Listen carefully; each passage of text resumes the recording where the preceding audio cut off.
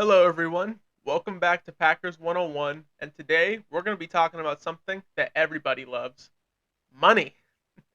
And specifically, why running backs aren't getting paid the same amount as quarterbacks, wide receivers, and other skill positions around the league. So, to start this off, let's take a look back at when running backs got big contracts. And the prime example I want to bring up, first of all, is Todd Gurley. So, Todd Gurley, back in 2018, got a 4-year contract extension worth $57.5 million with $45 million guaranteed.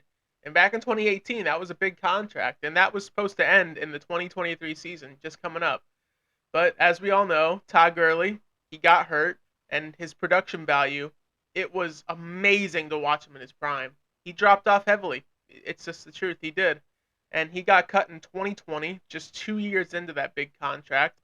And the Rams still have him on the books until this season. This was the first season that Todd Gurley is no longer on the Rams' books. So obviously, this example, it did not work out well for the Rams. It seemed like a good move at the time, but just at 28 years old, that was it for Todd Gurley. There was nothing else he could do. And he was 25 years old. I mean, Todd Gurley, he's still relatively young. He's only 28, 29 right now. He was cut when he was just 25, which is crazy to think about. All right, the next example we're going to bring up is someone who was cut not that long ago, and we're going to go with Ezekiel Elliott. Now, Ezekiel Elliott got a 6-year, $90 million contract with 50 of it guaranteed, and he was just cut 2 years into that big contract. He's going to be on the Cowboys' books for a long time, 4 more years. And a 6-year, $90 million deal for a running back, that's a lot, especially for a team that's looking to contend right now. Now, I like Tony Pollard as the backup, but they're going to have to pay him eventually, too, if he's going to be the marquee guy. And to have two running backs on booked on your cap space for that much, it's not a winning formula. And Zeke, they got him for 4 more years. So that obviously was a bad deal. Everyone thought Zeke was the next big thing, and he was for a while, but his production value really dropped over those last 2 years when he got paid. Another example we're going to look at is Le'Veon Bell, who signed a 4-year, $52 million deal with the Jets after holding out for a year to try and get more money from the Steelers, and 27 of it was guaranteed, and he was released just a year and a half into his stint with the Jets. That obviously did not work out well. There are several things you could attribute this to the Jets having no good O lineman at the time, but even so, Le'Veon's Bell production from back when he was in Pittsburgh dropped off rapidly. It's almost like it wasn't even the same player. There's just a history of guys who get long contracts as running backs who don't work out. It's unfortunate that the running backs now are suffering for it, but to play running back in the NFL, it is a brutal position. They get hit a lot, they get beat a lot. Running back primes are usually done before 30. I mean, some wide receivers can go over 30. I mean, Jordy Nelson did it. Steve Smith played a while. It's very easy for a wide. I don't want to say it's very easy, but it's much more plausible for a wide receiver to go over 30 than a running back to do it and still play at a high level. I mean, Jerry Rice nearly played till he was 40, and he had a 1,000-yard season at 40. One of the only successful running backs like past 35 that I know of was Adrian Peterson, and he got a big contract too. He signed a 7-year, $96 million deal with 36 of it guaranteed, and he played most of it. But what the Vikings did was the last year of that contract had an option on it. And around that 6 years when he started to decline, so the Vikings declined his 7th year option, which that was actually a good contract for the Vikings. They got 6 really good years out of Adrian Peterson for him. I know he was suspended 1 year of that contract, but even so, the next year he had great production.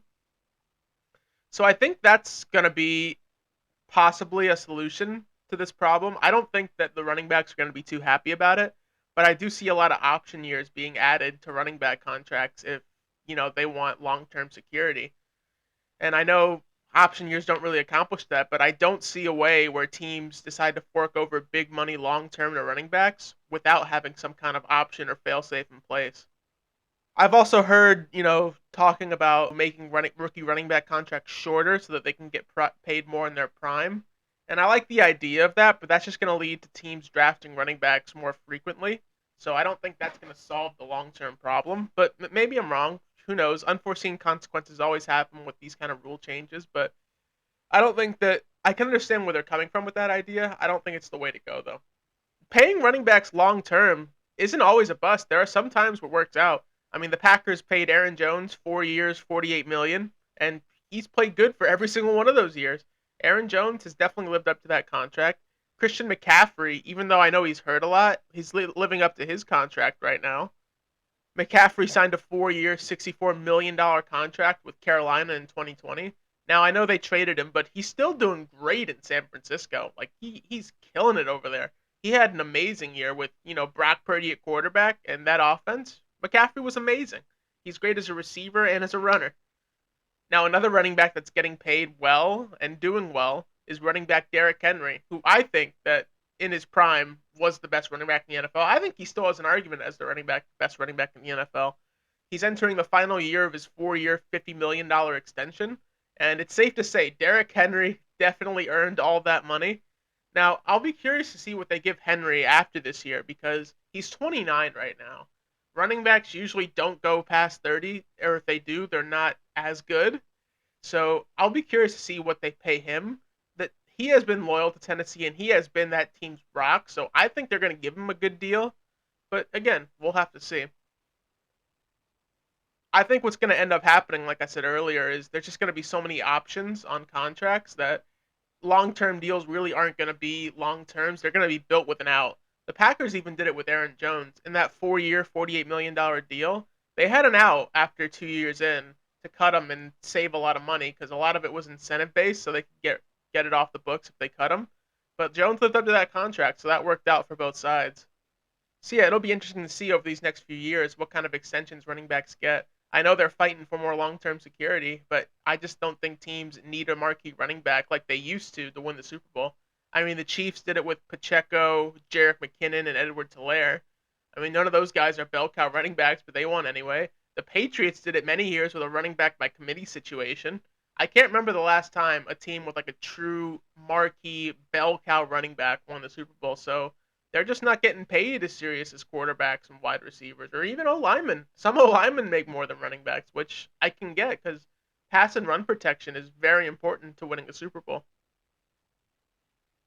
Not saying that running backs aren't important, but the position has definitely been devalued as NFL teams go to more of a West Coast offense or a spread offense as compared to a ground and pound like they were back in the old days. Anyway, that's going to do it for this video. I hope you all enjoyed this take. Let me know your opinions on running backs getting long-term deals in the comments, and I hope you all enjoyed. Have a good day. See you next time.